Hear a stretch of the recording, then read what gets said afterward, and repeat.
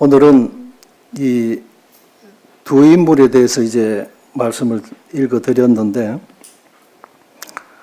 먼저는 이제 아담입니다. 아담의 이 장수 가족 명단이 나옵니다. 아담은 930세를 살았습니다. 그리고 130세에 셋을 낳고 셋은 912세를 살고 죽었습니다. 그런데 아담의 사망 연도가 930년입니다. 아무리 오래 살아도 일단은 죽었다고 하는 것입니다. 이 죽었더라가 이제 여기 8번이나 언급이 되어지는데, 이렇게 오랫동안 장수를 했더라도 결국은 그들이 죽었다고 하는 것입니다. 오래 산다고 하는 것은 축복이에요. 또 건강하고 또 행복하게 참 오래 산다고 하는 것은 행복이고 인생으로서는 축복이 아닐 수가 없습니다. 그런데 여기 보면 에녹은 365세를 살고 땅에 있지 아니하였더라. 그래서 출생과 성장과 사망과 부활과 그 다음에 이제 영원한 삶이든 영원한 멸망이든 이런 사이클로 돌아갑니다. 그런데 하나님께서는 이 에녹에 대해서는 에녹에게 별명이 주어졌다면 하나님의 사람이고 하나님을 기쁘시게 하는 자라 하는 별명이 붙었어요. 그래서 하나님께서 이 에녹을 하나님의 나라로 산채로 영원히 옮겨버리셨어요. 영원히 데리고 있으시고 싶으셨고, 그 다음에 빨리 그를 아버지 하나님의 나라로 산채로 데리고 들어가셨습니다. 장수는 축복입니다. 여기에 이 고색창연한 책자가 나오는데, 유대인의 탈무드 경전입니다. 유대인들이 아주 지혜서라 그러죠. 여기에 보면 이런 글이 있어요. 오래 사는 것 중요하다. 그런데 오래 사는 것보다도 더 중요한 것은 잘 사는 것이다. 그리고 잘 사는 것보다도 더 중요한 것이 남길 것이 있는 인생을 사는 것이다.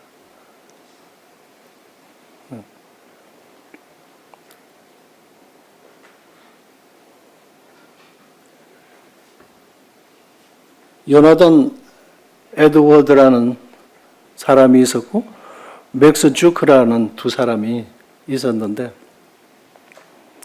이 두 사람은 어릴 때 교회를 다녔어요. 같이 주일학교를 열심히 다니고 이랬는데, 이제 중학교 들어서고 이러면서 이 맥스 주크가 교회를 떠났어요. 이 친구를 잘못 사귀면서 그래 폭력에 연루되게 되고, 점점 이제 그 삶이 그런 쪽의 삶으로 갔습니다. 그래서 어느 한 분이 이 두 사람, 요나단 에드워즈는 미국에 아주 영적인 영향을 끼친 아주 훌륭한 가문으로 정평이 나 있는 분인데, 그 후손들을 쭉 체크를 한번 해봤어요. 대학 총장이 12명이고 대학 교수가 65명이고 의사가 60분이고 성직이 100명이고 군의 장교, 저술, 변호사, 판사, 공무원, 미 하원의원, 상원의원, 부통령, 이렇게 해서 총 873명의 이제 자손들이 번성을 했는데, 맥스 주커라고 후손, 이 사람의 후손을 보니까 1200명이나 되었어요. 1290명이나. 그런데 아기 때 죽은 아이들이 300, 거지가 300명, 사고로 인해서 사망자들이 440명, 그게 매춘부가 50명, 도둑이 60명, 살인자가 70명, 그저 형편없이 살다 간 사람이 53명. 그래, 장수는 축복인데 어떻게 살았느냐 하는 것입니다. 그래서 하나님을 경외하지 않는 인생을 산다는 것은 그냥 나 혼자만의 선택이고, 나 혼자만의 문제가 결국 아니고, 지금 당장에는 보이지 않았지만 그 후손에게 끼쳐지는 영향은 대단하다 하는 것입니다.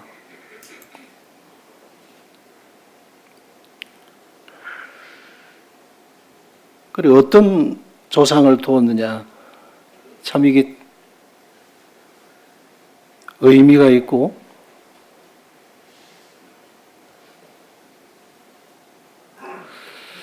그래서 이것은 아담의 계본이라.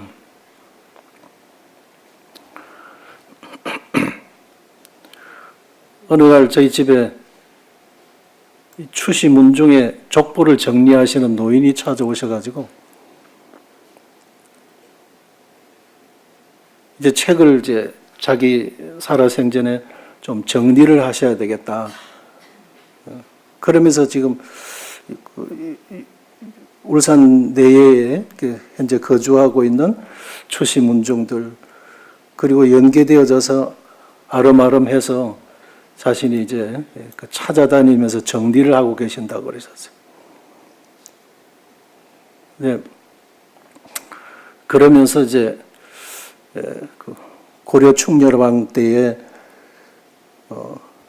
문신으로 계셨던 노당 추적 선생에 대해서 쭉 이제 이야기를 열거를 하면서, 그가 이제 예문관 재학으로 있을 때에 가르치기 위해서 책을 만든 것이 명심보감이라는 책인데, 이러면서 이제 쭉 이야기를 넣어놓으면서 이 추시 가문이 이런 집안이다 하는 것을 쭉 이야기를 하면서 그게 이제 협조하라고 하는 것이었어요.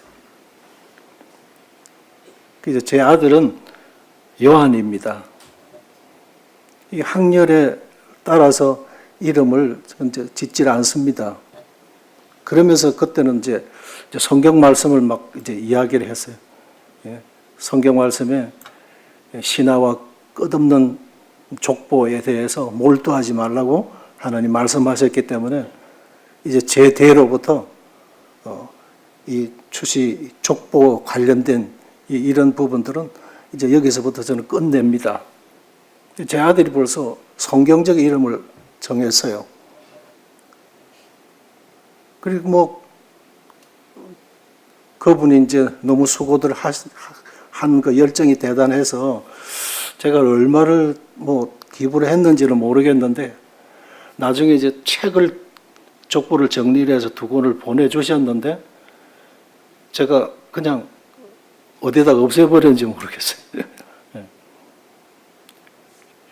이 디도서에 보면 어리석은 변론과 족보 이야기를 피하라. 무익한 거다. 저는 말씀이 그렇게 했기 때문에 그냥 족보에 대해서 이제 육신의 족보에 대해서는 그냥 여기서 끝이다. 이렇게 정리를 한 것이었어요.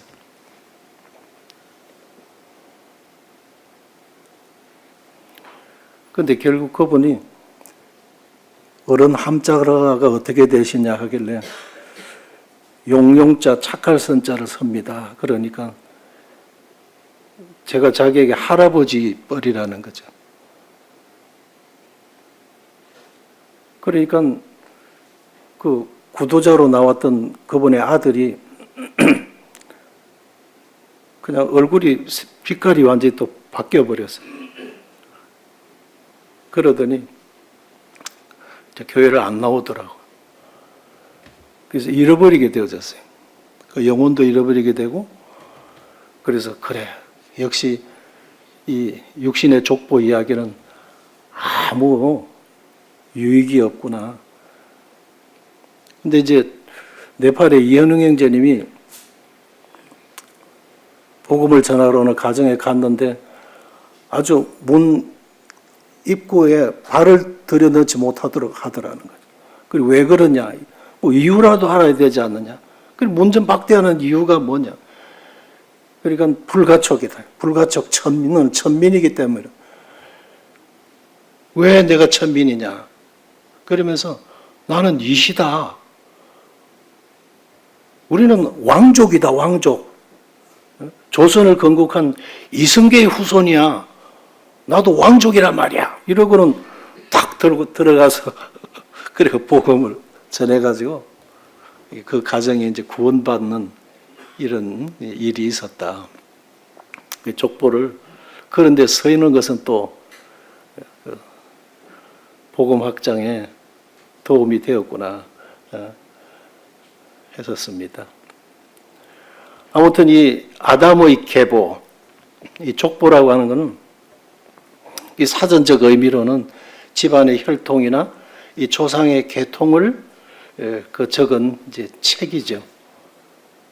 그런데 구약에서 이제 계보라고 하는 단어의 의미를 보면요, 이 톨레도트, 이 히브리어로 톨레도트인데 그 의미가 뭐냐면 하나님의 뜻을 이루어가기 위한 특별한 목적을 가진 족보. 그 족보에 대해서는 의미가 있다고 하는 것이었어요. 우리의 가훈, 우리 족보. 이 죄인들의 족보는 의미가 없고, 이 성경상의 계보에 대해서 사용이 되어질 때는 하나님의 그 뜻이 계속 대를 이어간 그것에 대해서 상세하게 기록이 되어진다고 하는 것입니다. 그게 목적이, 의미가 있는 목적이라고 하는 거죠.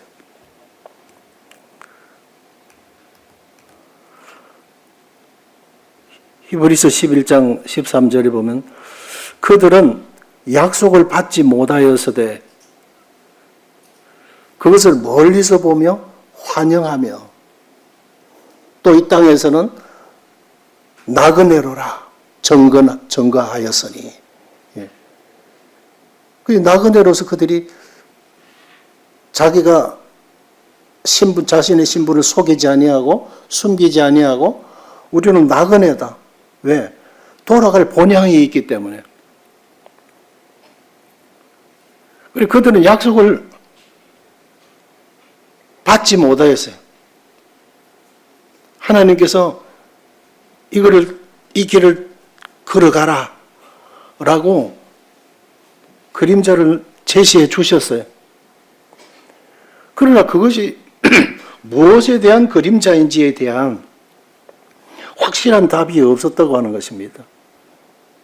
그냥 하나님께서 그 길을 가라고 하신 그 말씀 믿고 따라간 거예요. 갈 바도 알지 못하고.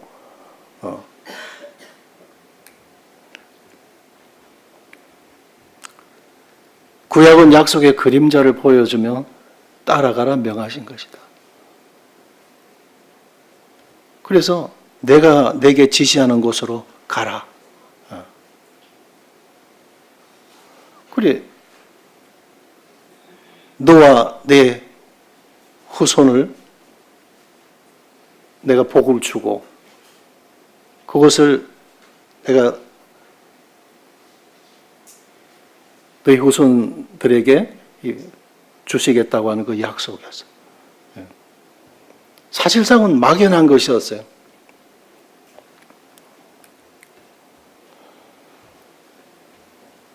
그런데 신약의 계보는 보면 그 의미가 게네시스라고 하는 단어였어요. 이 계보라는 단어의 헬라어를 보면 게네시스. 우리가 창세기를 게네시스라 그러죠. 창세기, 태초에, 시작에 라는 그 단어의 의미가 게네시스거든요. 그래서 아브라함과 다윗의 자손 예수 그리스도의 계보라 라고 할 때 그 계보가 시작이라고 하는 그런 의미라고 하는 것이죠. 그러면 이 구약에서 이 톨레도트라고 하는 의미와 이 신약의 계보의 게네시스라는 의미가 어떻게 그러면 이게 매치가 되고 상통하느냐, 인맥. 그래서 신약은 이렇게 시작, 또 이루어지다. 새로운 어떤 그런 출발점이라고 하는 거예요, 출발점. 그러면 뭐냐면,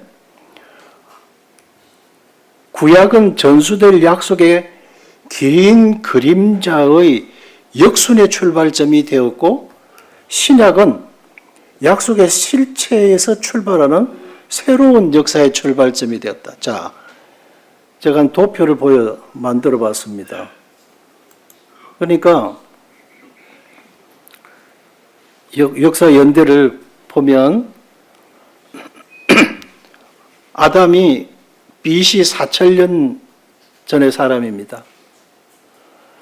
에녹은 3,000년 전의 사람이에요. 아브라함은 2,000년 전의 사람입니다. 다윗은 1,000년 전의 사람이에요. 누구를 기점으로? 예수 그리스도를 기점으로 그렇다는 것이에요. 그리고 역사의 역순이라고 하는 거예요. 예수님을 중심으로 해서 구약, BC 1년, 10년, 100년, 1000년 이렇게 간다고 하는 것입니다. 아담이 930세에 죽었어요. 그러면 그 이후에 죽은 사람들을 역사 연대를 보면 이렇게 해서 구약의 역사가 이렇게 해서 숫자가 더해져서 오면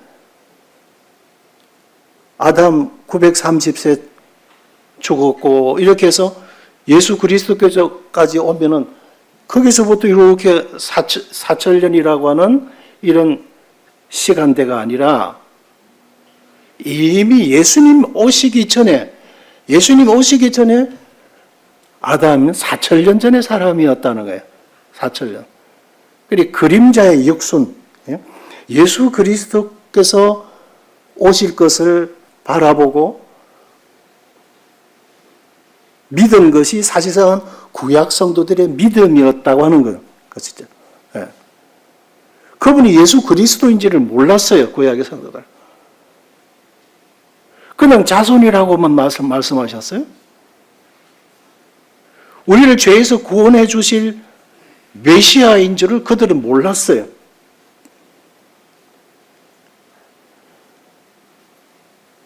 그분이 예수 그리스도인 줄을 몰랐다는 것이죠. 그러나 그들은 하나님의 약속을 믿었던 것이었어요. 그리고 그 약속이 보내실 메시아였다고 하는 거예요. 그냥 그림자를 쭉 따라가다 보니 예수 그리스도가 오신 거예요. 그 예수 그리스도의 오심을 통해서 100년, 1500년, 지금 현재까지 우리는 오게 되어진 겁니다. 그러니까 구약 성도들의 믿음이 대단한 거죠. 지금은 우리들이 이루어진 역사를 다 이루어진 확실한 근거 있는 역사를 보고 신앙하는 것이라고 한다면 구약의 성도들은 그냥 그림자만 바라보고 쫓아간 신앙이었다고 하는 것이죠. 그리고 히브리서 10장 말씀이 그러죠. 구약은 그림자였다고. 신약의 그림자였다고.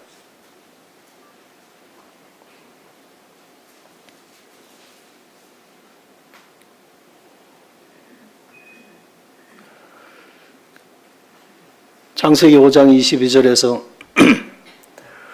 모두셀라를 낳은 후 300년을 하나님과 동행하며 에녹이 하나님과 동행하더니 하나님이 그를 데려가심으로 땅에 있지 아니하더라 그랬어요. 읽은 대로 보면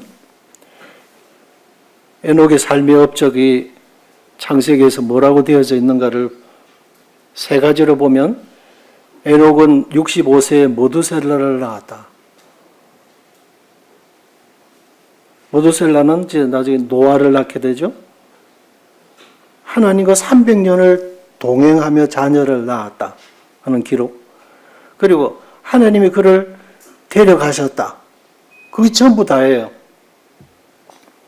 그래서 창세기 5장 22절, 24절에 기록되어져 있는 범위 안에서 보면 에녹이 그냥 65세에 모두셀라라는 인물을 낳았다. 그런 300년 동안 하나님과 동행하며 자녀를 낳았다. 하나님이 그를 데려가심으로 이 땅에 있지 아니했다. 그게 창세기 전부다는 거죠. 그래서 왜 이런 기록밖에 없을까 생각해 봤어요. 그렇구나. 그래서 유초해 보건대 악한 사람들의 눈에는 에녹의 그 경건한 삶이 보이질 않았어요.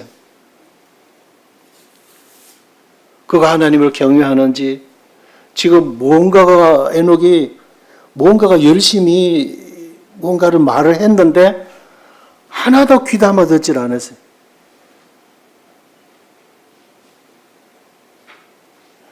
그래서 에녹의 그런 경건한 삶이 의미가 없었고 그들에게는 아무 상관이 없었어요. 자기들의 삶과는. 망가진 그들의 양심에는 에녹이 그렇게 눈물로 경고하고 호소했는 그 어떤 경고들이 전혀 그들에게는 도움이 되질 않았다는 겁니다. 그렇기 때문에 사실상은 300년 동안 그가 하나님과 동행하면서 경건한 삶을 통해서, 생활을 통해서 보여줬고, 뭔가가 그가 외친 외침 속에서 있었는데도 아무런 그들에게는 기억으로 남겨두질 않았다고 하는 겁니다. 이사야 57장에서 보면 의인이 죽을지라도 마음에 두는 자가 없고 진실한 이들이 데려감을 당할지라도 마음에 두는 자가 없다고 그랬어요. 이 악한 세상은 그래요.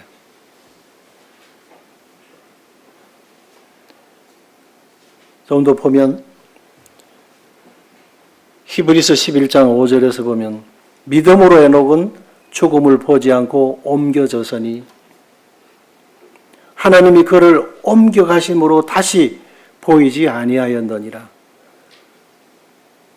그는 옮겨지기 전에 하나님을 기쁘시게 하는 자라 하는 증거를 받았느니라. 그가 하나님과 동행하더니, 이 동행, 물론 기본 뜻은 같이 걷다 그런 뜻입니다. 그런데 이 할라크의 의미가 뜻을 쫓다, 그러게. 내 길을 걸어간 것이 아니고, 우리의 길을 걸어간 것이 아니고, 그분의 뜻을 쫓아간 것이었어요. 내 삶을 살아간 것이 아니라, 그분이 원하시는 삶을 살아갔다고 하는 것입니다. 그래서 에녹은 하나님의 뜻을 쫓은 올바른 삶을 사는 사람이에요. 그래서 그는 옮겨지기 전에 하나님을 기쁘시게 하는 자라 하는 증거를 받았느니라. 그 세인들의 눈에는 가려져 있고, 이 세인들은 어떻게 뭐라고 말을 하든 간에 하나님께서 그를 인정하셨다고 하는 것입니다. 에녹은 하나님을 기쁘시게 하는 삶을 위해서 살았습니다. 몇 년간을요? 300년을 그렇게 살았다는 거죠. 300년.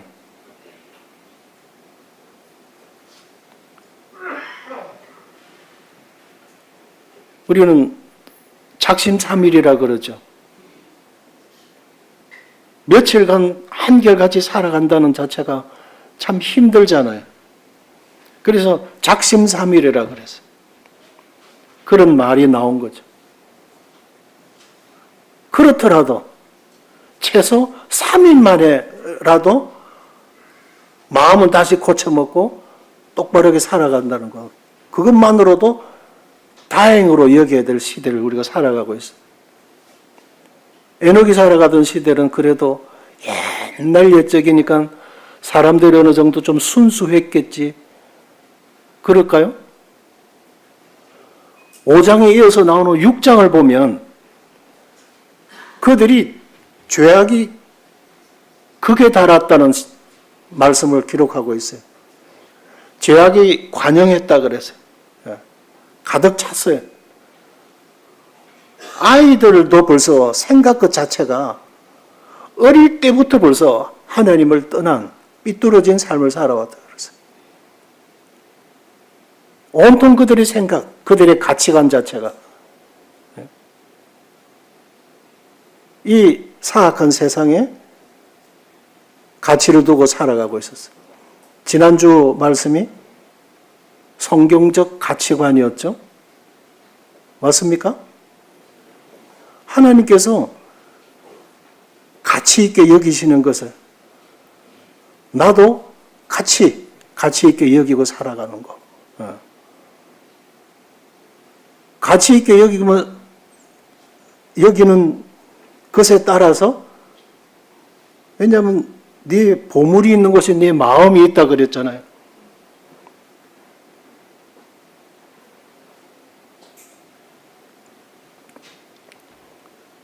이 에녹의 삶이 그런 삶이었어요. 그래서 하나님을 기쁘시게 하는 삶, 이것이 진짜 가치 있는 삶이구나 하는 것을 에녹이 알았다고 하는 것이었어요. 그는 종말에 대한 확실한 믿음을 그는 가지고 있었어요. 우리가 저 뒤로 유다서를 보시게 되면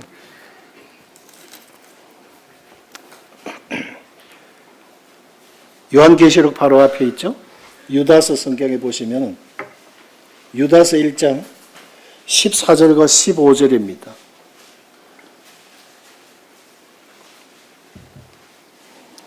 유다서 1장 14절에 아담의 7대 손 에녹이 이 사람들에 대하여도 예언하여 이르되 보라 주께서 그 수만의 거룩한 자와 함께 임하셨나니 15절 이는 무사람을 심판하사 모든 경건하지 않은 자가 경건하지 않게 행한 모든 경건하지 않은 일과 또 경건하지 않게 아는 죄인들이 주를 거슬러 한 모든 완악한 말로 말미암아 그들을 정죄하려 하심이라 하였느니라.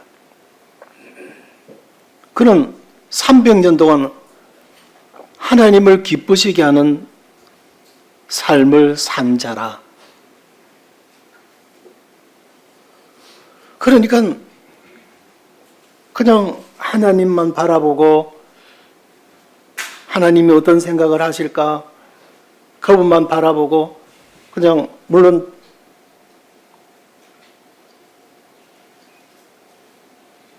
의지하고 따라가는 삶이겠죠.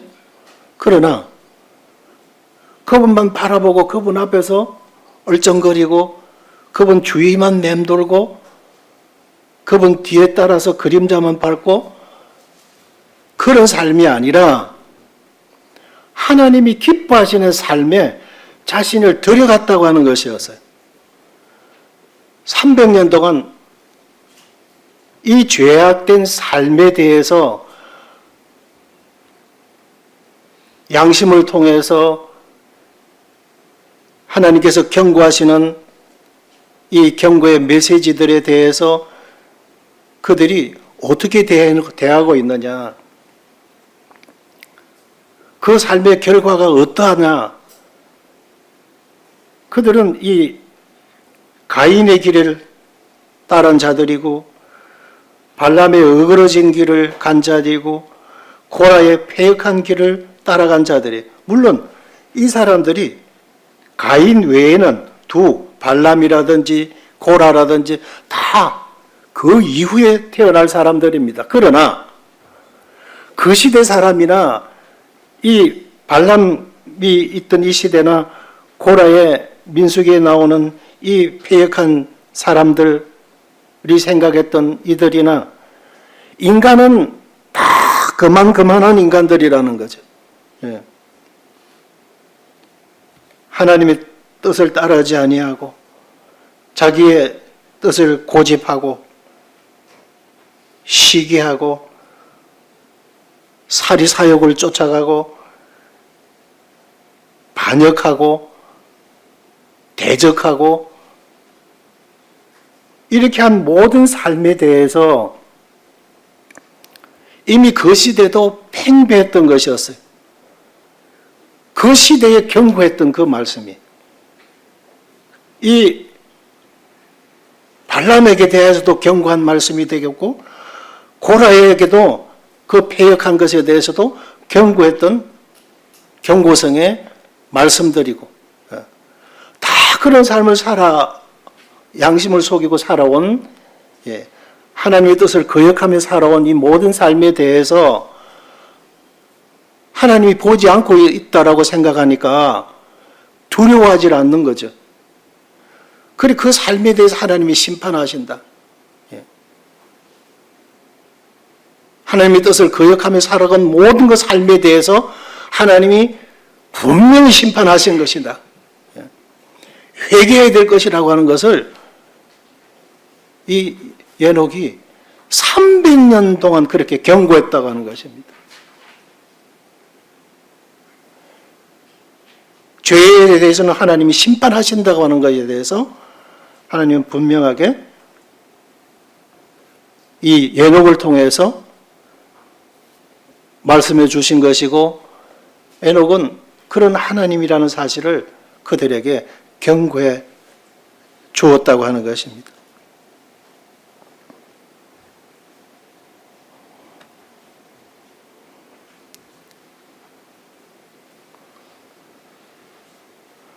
사랑하는 자들아,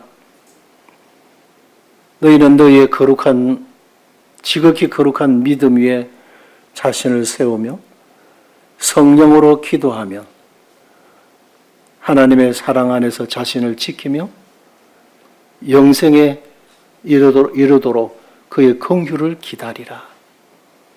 지금 우리가 살아가고 있는 이 시대가 이런 부르짖음으로 유다서 지금 21절로 25절까지 나오는 말씀이거든요.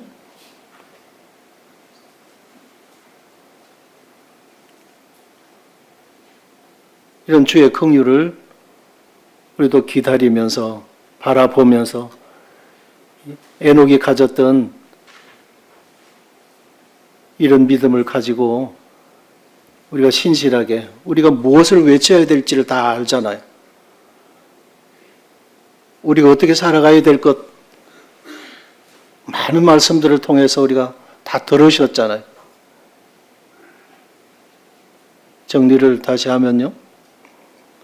동행한다라는 것은 매일 하나님의 뜻에 맞추어 산다고 하는 의미입니다. 날마다 이루는 교제로 알게 된 하나님의 뜻에 일치를 시키며 살아가는 삶이 하나님과 동행하는 삶이었습니다. 하나님과 동행하면 은행 심사가 하나님의 성품을 닮아가는 것입니다. 에녹이 그런 삶이었습니다. 그 삶이 에녹이 행복했던 것이었습니다. 하나님의 말씀으로 삶으로 하나님의 사람으로 비춰지는 것입니다. 누구가 동행하느냐? 이 무의식 중에 닮아가게 되어 있어요. 비록 참 작심삼일일지라도 에녹처럼 살아야겠다. 이렇게 우리가 그런 마음가짐을 가지고 우리가 주님을 바라본다면 우리는 중단 없는 하나님과의 동행의 삶을 지속해 갈 수가 있을 것입니다.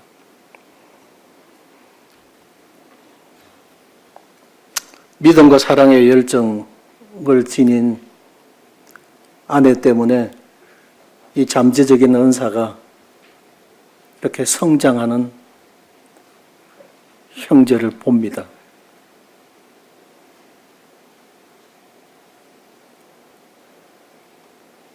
하여튼 예살이 있고 주님 중심이고 모임 중심이고 집회 중심이고 여기다 딱 표대를 맞춰 있는 두 사람 중에 한 사람이라도 확실하게 그렇게 깨어 있으면 닮게 되어져 있는 것이죠. 제가 그런 성도들을 봅니다. 참 기특해요. 성장되어가는 모습들이 보여요. 피차가 그래요. 누구와 동행하느냐. 어떤 형제는, 어떤 친구는 형제보다도 더 친밀한 형제가 있고, 진정한 친구는 그 얼굴을, 친구의 얼굴을 빛나게 하는 친구가 있어요. 그리고 어떤 친구를 사귀느냐. 그 사람을 보려면, 그 사람을 알려면 그 사람의 친구를 봐라 그랬어요. 누구와 친구하고 있느냐. 누가 가까이 지나고 있느냐. 조금씩 닮아가게 되어져 있어요. 그래서 지혜로운 자와 동행을 하면 지혜를 얻고 미련한 자와 사귀면 결국은 손해가 가게 되어 있어요. 하나님과의 동행.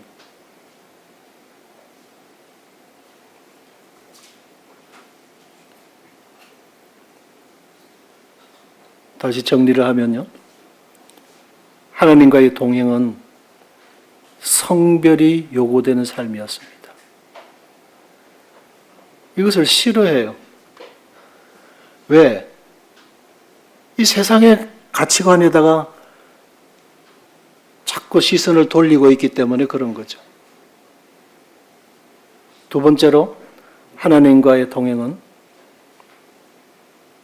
전진해 가는 삶이다. 세 번째로 하나님과의 동행은 늘 영혼의 시간과 마땅한 삶이었다.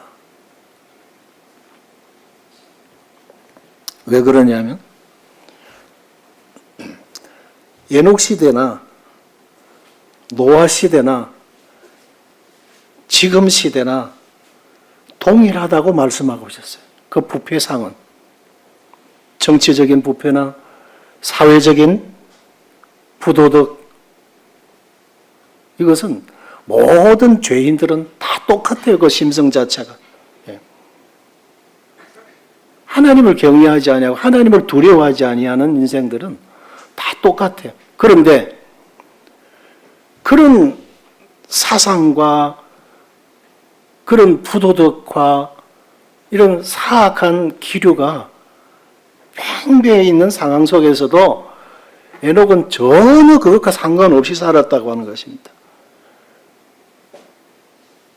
그것이 성도의 삶이 것이고 하나님과 동행하는 이들의 삶의 모습인 것이죠. 에녹이 이런 삶을 살았던 것입니다. 300년을 한결같이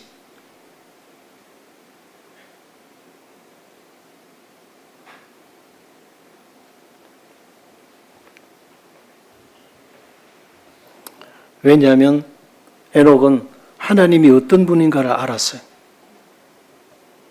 그분을 경외하는 자들에게는 천대까지 복을 주시는 하나님이시고, 거역하는 자들에게는 출애굽기 20장에 보면 그 자손이 3대까지도 하나님의 공의로우신 심판이 있다고 말씀하였습니다.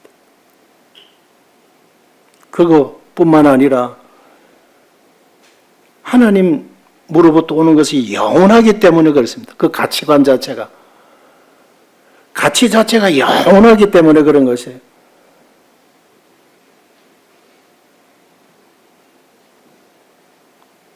지난 시간에도 말씀이 전거되어졌죠. 지난주에도 이 사단은 에덴 동산에서 부족하다고 생각한 그 한 가지에 꽂히게 한다고. 사실상 진정한 소탐대실이죠. 잠시 있을, 잠시 달짝한 맛 즐기기 위해서 영원한 생명과 바꾸어야 되는, 그걸 순간적으로 그렇게 하도록, 그런 결단과 그런 선택을 하도록 하는 것이 마귀거든요. 이런 생각으로부터 우리를 평균을 유지해 가도록, 우리를 지켜주시도록 하시는 것이 우리 주님이시잖아요. 그래서 우리가 그분과 동행하며 살아간다는 이 자체가 얼마나 감사한 일이냐 하는 겁니다. 두 번째로 하나님과의 동행은 전진하는 삶입니다. 그러니까 찬송가에도 그런 찬송이 있죠. 아버지 마음이 머무는 곳에 나의 마음도 있기를 원해요. 그러니까 착한 마음이죠. 하나님이 눈이 머무는 곳에, 시선이 가는 곳에 나도 시선이 가고,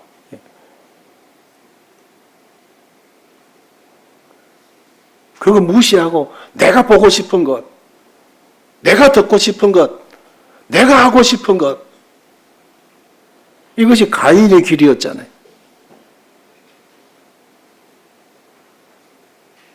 그 가인의 후예들이 그런 삶을 살아간 것이고, 창세기 6장 이후에도 쭉 나옵니다마는 그 종말이 바로 눈앞에 있는데도 불구하고 나가는 것이었습니다. 에녹은 날마다 하나님의 마음이 충만됨을 느꼈습니다. 배가 고프면요, 제가 금식 기도를 해보게 될 때에 한 3일차 굶으면 어디서 감자 찌는 냄새도 그렇게 그냥 구수한지 그냥 기가 막히게 들어와요. 어디서 생선 굽는 냄새가 그렇게 날아오는지 몰라요. 네.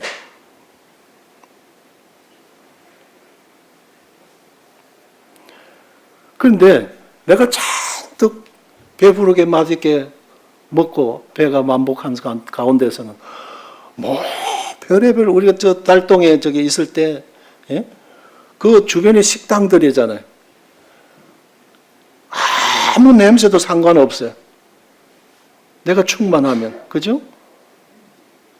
배가 고프니까 이것저것 보이고 냄새도 맡게 되고 기웃거리게 되죠. 예.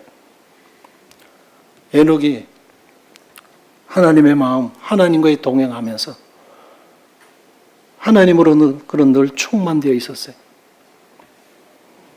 그렇기 때문에 세상이 어떤 여호가 혀를 날름거리고 곰이 재주를 부리고 별의별 유혹거리가 그 앞에 있어도 아무 상관이 없었어요. 악한, 사악하게 보였던 것이었어요.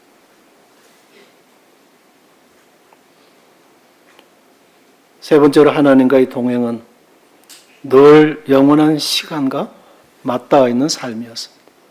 에녹이 그런 삶을 살았어요. 그런 삶을 그가 즐겼던 것이었습니다. 그러니까 소망과 현실이 일치가 되는 삶을 살았던 것이었습니다. 믿음, 소망, 성경에서 말씀하고 있는 것은 따로 놀고, 현실에 처해 있는 근심하고 걱정하고 있는 나는 따로 놀고, 따로따로 돌아가는 거예요. 말씀이 그렇다는 거지. 이거는 하나님과 동행하는 삶이 아니라는 것입니다. 주님과 동행하는 삶이 아니라는 거예요. 예. 소망, 바라고, 믿음은 바라는 것들의 실상이라고 분명히 말씀해 주셨잖아요. 그 스위치 누르면 돼.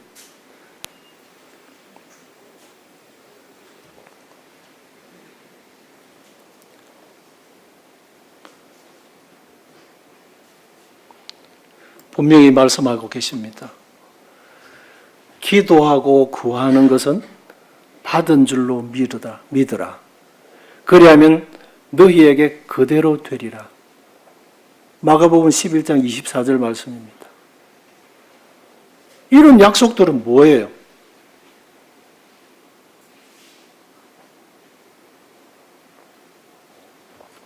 이스라엘 백성들이 어떻게 홍해를 건너갈 수 있었습니까? 현실은 좌우에 물벽이 일렁거리고 있어요.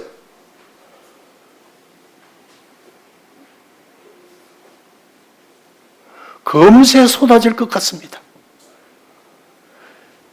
현실은 뒤로 지금 뒤쪽에 바로와 그 병사들이 쫓아오고 있어요.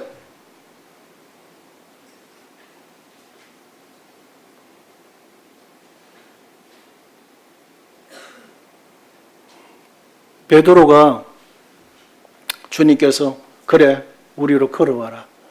주님이시거든 저도 무리를 걷게 해주세요. 그랬죠. 그 주님이 뭐라고 하셨어요? 그래 걸어라. 걸어와라 그랬어요. 여러분 같으면 어떻게 하시겠어요? 저 같아도 계산을 할 겁니다. 빠질 건가.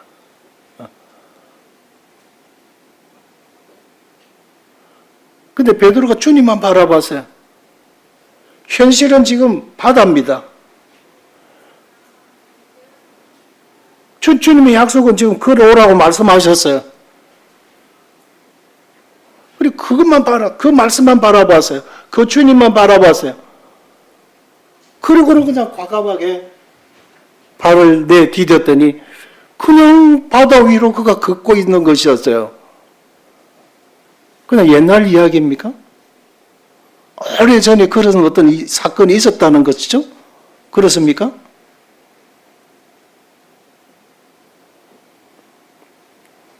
하나님과의 동행은 이 늘 영원한 시간과 맞닿아 있는 삶이었습니다. 선교지에서 그런 그 현상들이 많이 일어나죠. 믿고 구했는 거 그대로 이루어져요. 주님의 특별한 은혜들을 베풀어 주셔서 그대로 역사가 되어집니다. 우리의 삶 가운데서도 과연 말씀대로 순종하니 그렇게 되어졌어요. 이것이 간증이잖아요. 우리가 주님과의 동행하면 이런 살아있는 간증들이 많이 있습니다.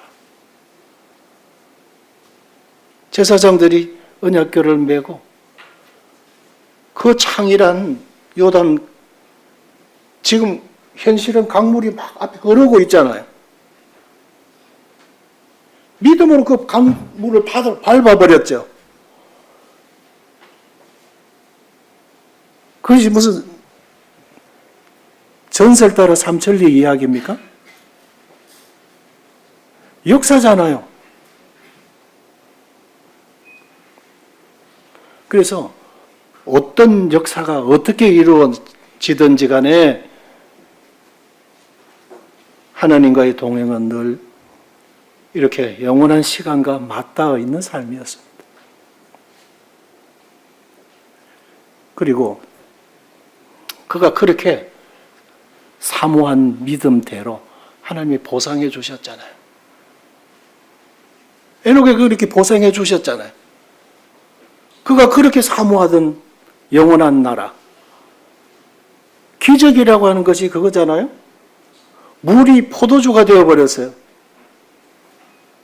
어떤 중간 단계가 초월해버렸어요. 중간 단계를 하나님이 무시하고 통과시켜버렸죠. 물이 포도나무를 타고 그 무기질이 올라가서 태양의 빛과 이 탄소 동화작용을 이루어서 거기서 발생되는 이상한 물질을 가지고 조금씩 열매에 저장해 두어지고 그것이 1년 정도 익어졌을 때 달디단 포도 열매가 맺혀요. 그것을 수확을 해서 잘 빚어 씻어서 담궈가지고 몇 년을 묵혀두면 맛있는 포도주가 돼요. 그 과정을 주님이 다 통과시켜 버렸었잖아요. 그 시간의 과정을 넘어섰잖아요. 그래, 오래 맛있는 포도주가 방금 하인들이 갖다 부은 물인데 물이 포도주로 변했어요. 이것이 그냥 옛날에 있었던 기적입니까? 우리의 삶 속에서도 일어날 수 있는 기적들이잖아요. 그게 능력들이잖아요. 그게 은혜잖아요. 그게 약속이잖아요.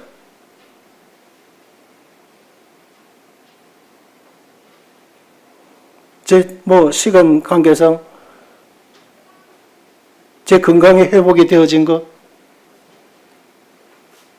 혈액이 깨끗하게 나아진 이런 간증들이 있어요. 다 지금 제가 말씀을 드릴 수는 없습니다. 얼마든지 그런 일들이 일어나잖아요. 우리가 주님과 동행할 때, 하나님과 동행할 때 우리는 늘 이 영원한 주님 나라와 영원한 그 주님 나라의 시간과 맞닿아 있어요. 그러니까 감사하죠. 기뻐하죠. 그것 때문에 우리가 행복해 하잖아요. 에녹이 이런 삶을 살았던 것이었습니다. 이런 것들이 딱 창세기에 감추어져 있잖아요.